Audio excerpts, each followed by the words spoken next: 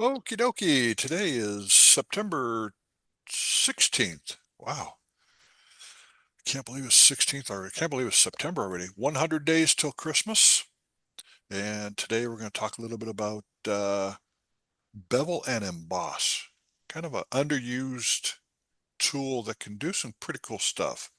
So let's go ahead and jump right in and share screen, share desktop. And I'll start with this one. And I'm going to do a bevel and emboss. So we'll start with text just for fun. Go to T for text. And I'm going to use Gothic Black, which is a big one. Get everything out of the way so I can see where I'm doing. And we'll type in text. Come on. No. Let's redo that. Go backwards. Thank you. Text. T-E-X-T. Text. And I want to make it bigger. I've already locked in my text, so I don't have to go back, double click the text and tell it, okay, this is what I want you to do. Um, a couple of years ago, they updated it. So once you lock it in, if you're on your text layer and you're on your text tool, all you have to do is go up to your size and drag it up and drag it up. Okay, that's a little too far. Let's go to 175. There we go. And that fits. I'm going to V for move to kind of center it there. I can, at this point, do my bevel and emboss. So I go down to effects down here, FX, or double click on the right of the word text here, and it brings up the blending options, bevel and emboss, blah, blah, blah, blah, blah. So I click on bevel and emboss, and it starts to do the bevel and stuff on there. I'm going, well, that's kind of weird.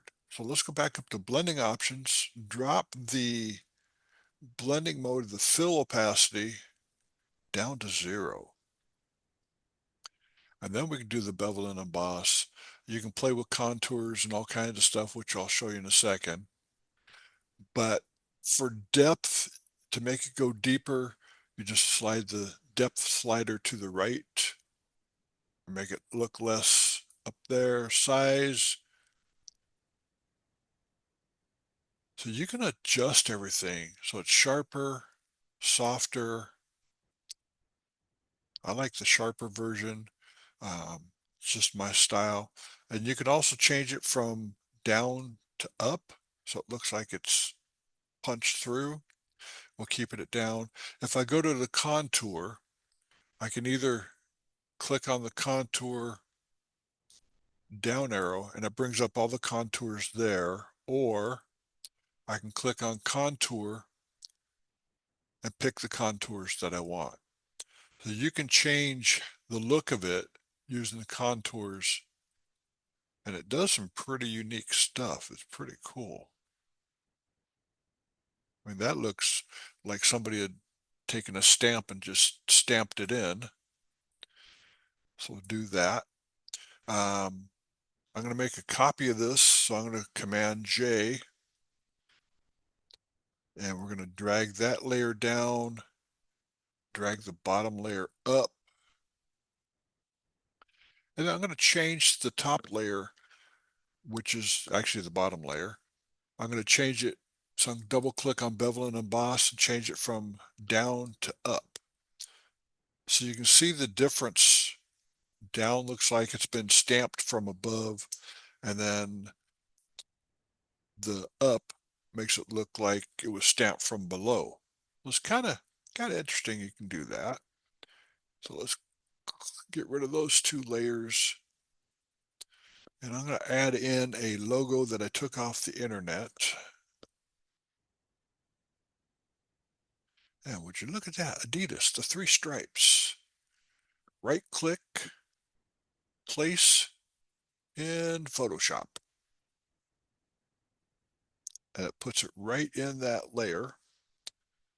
And I'm going to make it smaller so it fits. And we'll kind of balance it out so it goes the same direction as the paper. If I try to do a bevel and emboss right now, you'll see it does the white area, the whole thing is framed. So I don't want that. What I want to do is select subject, hopefully it works. And when I select subject, it selects all the black there. So that's been selected. Command J to bring it up on its own layer and turned off the lower layer with all the white behind it. And so now I've got the Adidas.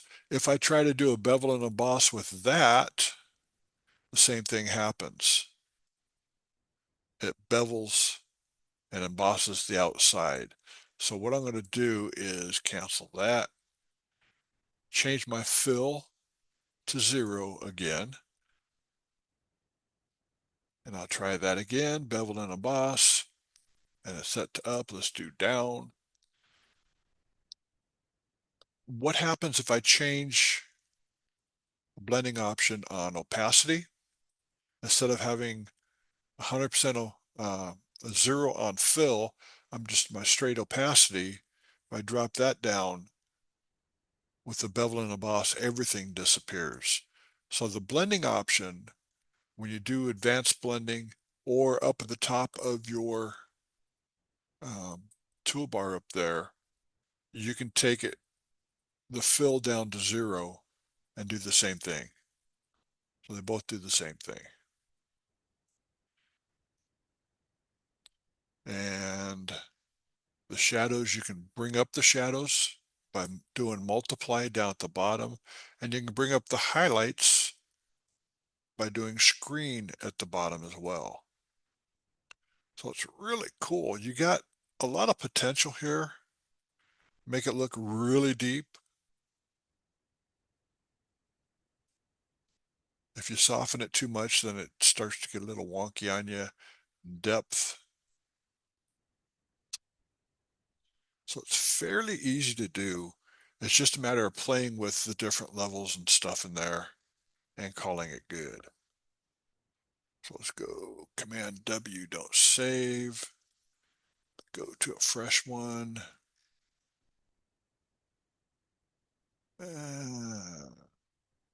Let's go to my marble here. I actually shot this at Yellowstone. It's the dirt inside the water. What I want to do with this one is I want to kind of frame it a little bit. So I'm going to go to my marquee tool. And this is kind of what we've been doing for image competition frames. So I got my marquee going around the edge. And then I'm going to do an invert on the marquee. So I can go up to select, inverse, or keyboard shortcut Command or Control Shift I. And now you can see the marching ants are on the outside. So if I do a Command or Control J, you go, wow, that did nothing. Well, no problem. Let's go ahead and add a bevel and emboss. And I was like, whoa, dude. When you change your settings, things start getting a little wonky on you. So what I'm going to do is I'm going to go reset to default. And what I did was my default is actually what I use for my print competition images. And it's set so that I have a standard all the way around. Um, if you want to screenshot this, go ahead and take a screenshot of that. That's the settings that work very well for making this the print competition images. So if I put an image under there, which I'll do in just a second, you'll see that it does that. So I'll click OK, go back to bridge, and I didn't put any images in there. So let's go to print comp.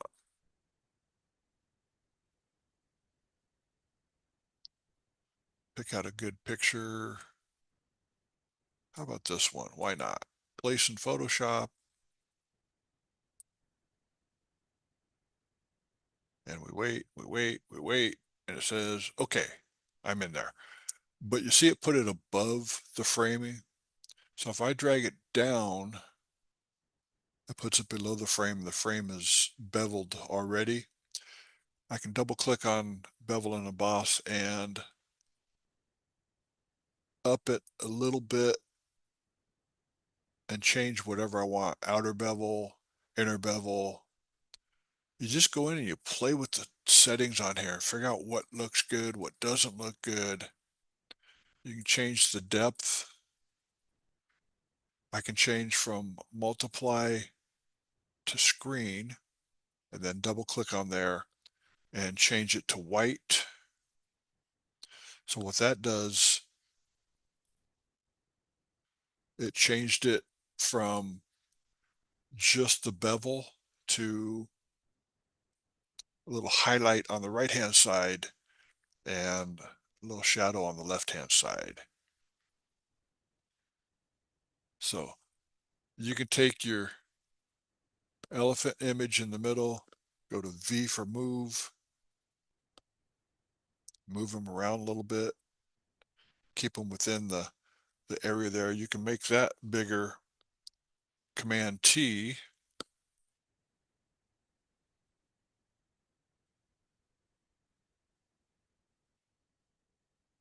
Make sure that that eye is almost centered, because I know how image comp judges love the eye to be centered. Right, Dwight? You got to have everything centered. So that is, Bevel and Emboss is so easy to use. It's just amazing. I can add more effects by double clicking on the toolbar on the right hand side. I could add a stroke in there really quick or add a drop shadow.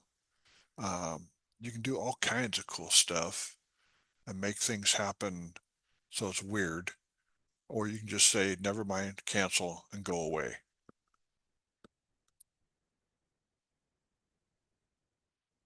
And again, the same thing that we did earlier, you can do it on, like right here, go to text and type in texture. Hit enter to lock it in. Slide the slider over to make it bigger and bigger. Wow, that must have taken a long time to get up there. Yeah, make it centered. And again, if I don't change the fill opacity and I add a bevel and emboss, you'll see that it starts to bevel and emboss whatever you have up there. So we can tweak it a little bit, change it from smooth to chisel hard, um, bring the texture up a little bit by adding more opacity to the screen. Multiply, we can drop the texture down. And then we can also go so it goes into the rock. Just like that, you add it back into the rock. I mean, it's super easy to do. That looks like it's coming out of the rock. That don't work.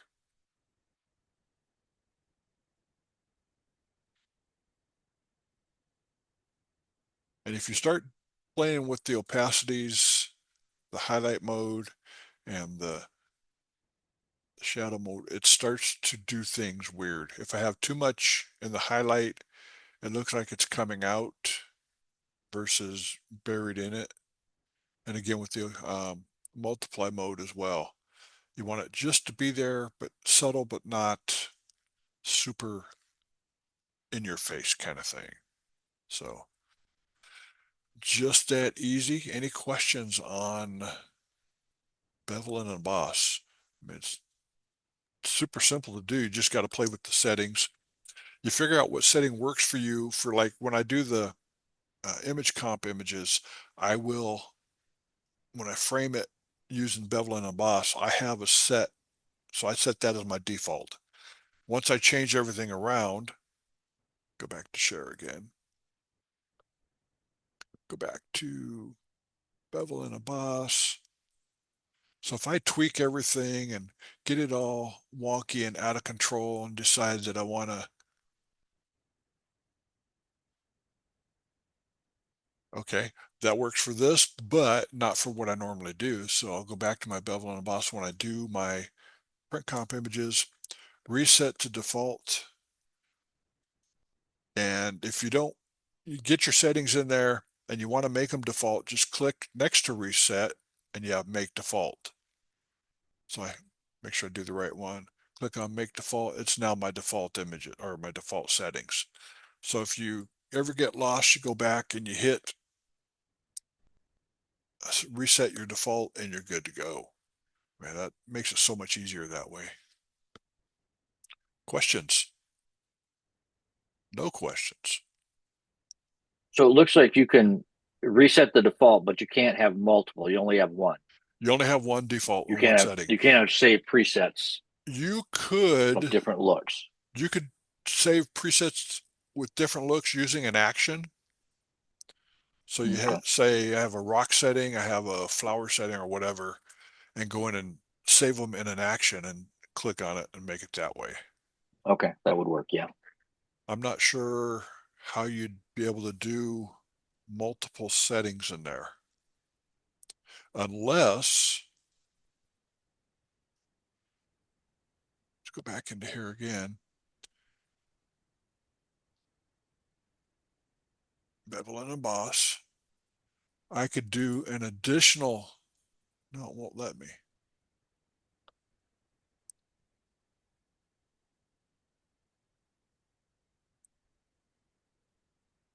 No, okay. I thought like drop shadow, you can add a drop shadow and then add another drop shadow. Mm. But But I'm wondering under new style, if you set that up um, as a new style, I'm guessing that's going to show up in a list under styles. So you could save it there if yeah, you and did. it's going to show up in your library, I believe. It's supposed to. Huh. Well, if you just go back to stock to the where we just were the uh, Bevel and the Emboss. bevel and emboss, right? And then you go to the very top there, go to styles. Would it show up in there if you saved it? It's supposed to So save it to the library or add to my current library. add to current library. So call this one your competition border or Well, something let's as a new style. let's tweak it something fierce so everything's really jacked up. I'm just playing with it now, so I don't know. Screen, let's go to super screen, super, and then we'll go to new style, include and layer effects. And I'm not seeing where that would go. Click We OK. saved it as style 3, correct? Yeah.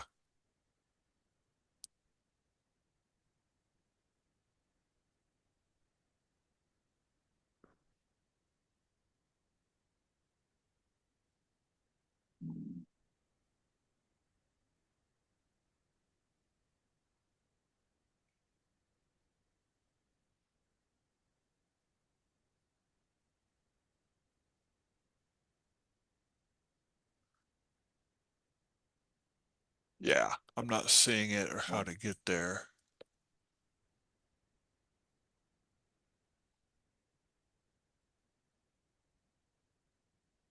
Go go back to this the bevel and effects layer effects that we had. Very top above blending options on the left column where it says styles. Click on that one. Does that show us the same? Okay, it's the same basic place we were then. Yeah. And it should be there somewhere. You would think it would be there somewhere. Yeah. Nope. Hmm. Okay. Oh. It's there. It's not under um, a folder there. So I Oh, got oh, 2, 1, and 3. So it is there under styles. okay, okay. So you could theoretically do that then. Great question. Looks like that. Yeah, that would be the way around it. Okay. Dang. I learned something. I learned something again. Ah, Every time I do this, I learn something, especially from Kevin. He's the well, not one me. that tortures me. Not me. I'm still going to get you to do the pen tool one of these days. I might have Joe Glida do it for us. There you go. We can corner him into teaching it to us at West Coast School. Yeah, there you go. He showed me a video that he has, so I've watched it and played a little bit. I'm not proficient enough to teach the pen tool by Mhm. any Yeah. means. I don't do it enough that every time I do it, I have to go watch his video again to remember the Yeah, steps. he If knows I it. did it once a day for 2 weeks, 3 weeks, then I'd be good at it. But Yeah, Joe Glida mm, knows his stuff. yep, It's amazing. yep. Coolness. Any other questions? This is going to be a short No, video. yeah.